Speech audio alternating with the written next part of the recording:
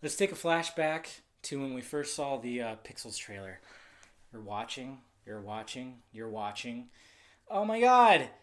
Oh, okay. So it's kind of like an Independence Day kind of thing, but they're sending down old, vintage, nostalgic video games. Pac-Man, Centipede, Space Invaders.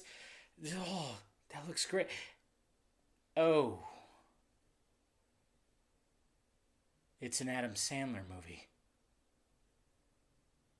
Hello.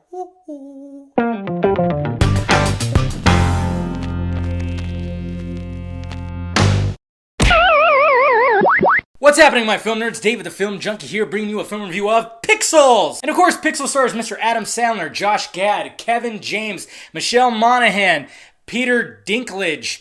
A lot of people in this movie. And in this movie, basically what happened was, scientists, NASA, whatever, they took, and back in like 1982, 83, whatever, when all these relevant video games, Pac-Man, Centipede, Space Invaders, Donkey Kong, all these video games, they like pretty much wrapped up all this 80s, early 80s, late 70s shit and just launched it in space, and all these aliens that receive this message goes, okay, they're challenging us to all these video games, and we're going to challenge them. We're going to evade them with their own shit. So then, of course, it takes these old gamers that were awesome at these games to defeat these aliens that are in the form of a game, you know, and everything, and yeah, that's pretty much it. It's nostalgic. It's great. Everything looked great, and it's just like, oh my god, this movie was meant for my generation, as well as a little older as well, and maybe even a little younger. So what did I think of this movie?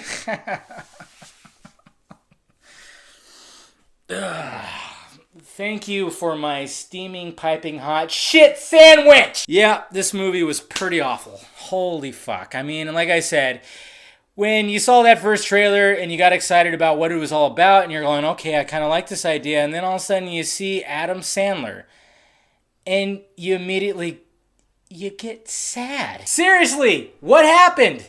Adam Sandler used to be a household name. Remember Billy Madison, Happy Gilmore, Big Daddy, Waterboy? You used to enjoy that. You saw Adam Sandler, like, great. Now it's like you see Adam Sandler, you go, ah, fuck. And that's pretty much what happens here, too. I mean,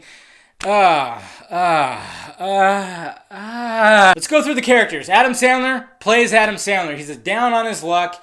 He was like, when he was a kid, he was a champion at these arcade games, got his ass handed to him by Peter Dinklage's character, and then all of a sudden his life never went the right way. He's an installer, technical installer. He installs TVs, stereo systems, and everything like that. He's down on his luck, and then of course he ends up going to Michelle Monaghan's house, who she's going through like a divorce. I'm going to throw spoilers out there because really you don't need to see this movie. So then you got that forced love story, and it's like, I like Michelle Monaghan. Why are you in this movie? You don't need to be in this movie. But of course she's in it because she plays the love interest. But it's so forced, and it doesn't even go anywhere, and you don't believe it. They have really no chemistry whatsoever. Josh Gad is the most annoying character in this flick.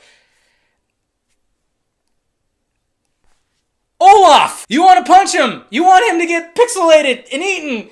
Something! You just want him to go away! He's annoying! Paul Blart! Guys, Paul Blart is President of the United States in this movie. Need I say more? Funny thing is, though, he was the most tolerable character in this movie. He kind of was. He wasn't, like, extreme. He wasn't all Paul Blart-y. He wasn't like fat guy fall down, go, ha-ha, fat guy yell, and then fall down, crash into something. He wasn't that. But still, Paul Blart was president? Peter Dinklage. Everybody was like, yeah, you know, Game of Thrones, and he was in X-Men Days of Future Past.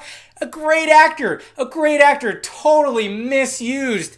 They gave him like this accent and this fucking mullet, and it didn't work. What did work in this movie, though? The special effects and the nostalgia. Yes, when those scenes are happening, when they're trying to do, they're basically playing a game in real life, and you're seeing the special effects and you're seeing everything, yes, that works. The special effects were great.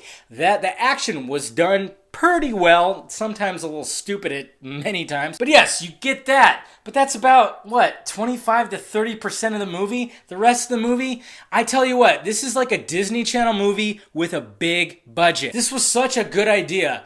This is a great idea, especially if you're like my generation or even like a little older, even a little younger.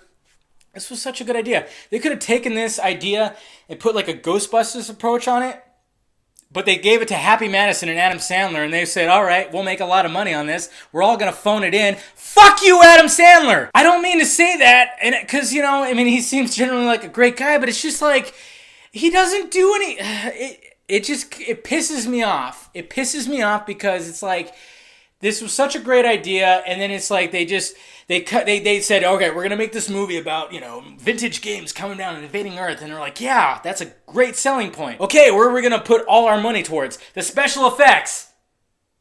The script, we're just gonna write that in an hour. Seriously, it was nothing. I didn't laugh once. I did not laugh once. Even some of the jokes, there was a birthday party full of young fucking kids in the theater, and even a lot of the jokes didn't make them laugh. That tells you something right there. It's just like, damn it, this was such a great idea for a fun summer blockbuster, and it just got shit on by Happy Madison Productions. Just completely diarrheaed on. Could have did so much more with this, but of course they had to put Adam Sandler in there, and I'm down on my luck, and then, oh yeah, I know this guy, and then we're gonna get in suits, and then, man, fuck. No. So there you go, guys. This was just, it was a complete misfire. Great idea. The special effects were great, and the action sequence were great. It was great seeing Pac-Man just doing Pac-Man throughout New York City. That was cool. Centipede, the way they did Centipede, even though some of it was cheese. But it was just like, there was like literally a moment to... Okay, see, this is another thing. Chris Columbus directed this. He directed Home Alone 1 and 2 and the first 2 Harry Potter movies. What the fuck? Like I said, it was like a Disney Channel movie with a huge budget. It didn't make sense. Like, there was one point where, like, during the Pac-Man sequence where Michelle Monaghan was on her, like, just like a laptop talking to them. I'm like, why is she just on a laptop? She should be in, like, a fucking control center monitoring this whole thing. No, she's on a laptop, and behind her is just a bunch of extras running back and forth until the final fucking ending of that battle sequence. Then everybody's crowded around. What the fuck? Take pride. Okay, if you're a director, take pride in this shit. Like every scene, little or not, whether it's a second of frame or a long shot, take pride in it. Do something with it. Like Edgar Wright. Edgar Wright will take like the littlest fucking things and make it glorious. But yet some of these directors in America just are fucking lazy. Chris Columbus, you're lazy. You are lazy. This movie was completely lazy because I'm just watching it going, you have your cliche characters. Brian Cox is an excellent actor, and he was supposed to be like the soldier dude that's just like anti what's going on. But it didn't go anywhere. And just everything, like Adam Sandler just had access to like everything. Oh yeah, it's okay that he knows the president, so he's got access to everything. Who cares? He's just like a normal, just a fucking tech install guy. It doesn't matter. All right. I'm sorry. It's just, this movie really pissed me off. It pissed me off. That's how awful it was. It's just such a great idea, wasted. And I know it takes a lot to do these movies, and I hate to rag on Adam Sandler, but just, dude, go back to your fucking Happy Gilmore, Billy Madison days where you're angry. Go back to those movies because you were ruining great ideas. This was such a great idea that us nerds were looking forward to, and you completely shit on it. Happy Madison Productions shit on this idea. Absolutely shit on it. And that's all I got to say about it. Let me know if you guys saw it down below in the balls area. Also, hit that like, thumbs up button if you'd be so kind. Subscribe to my channel if you haven't already. Visit filmjunkie.com for all my videos. Follow me on Twitter, Facebook, or Google+. It's all down there for you to click, guys. All right. Well, I'm Dave, the Film Junkie, and this has been a film review rant for Pixels. Thank you for watching. It is hot. Because I'm burning under these lights, and I'm raging inside.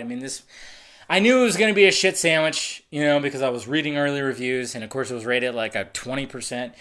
It's just like, but fuck. It wasn't even like an awful Adam Sandler movie, like one of his worst. It wasn't. But it's just the fact that I wanted this movie to be just such a fun summer blockbuster movie, and I wanted the nostalgia, and it just got completely shit on. There was just so many things, and so many games, and so many aspects that they could have did that they just fucking were so lazy on. It was just lazy filmmaking, except for the special effects. I commend the guys who did the special effects, but that's it. The script was lazy, the production was lazy, the directing and the performances were all fucking lazy. That's all I gotta say. And there's a fucking dog barking, which is annoying as shit. Talk to you later, guys.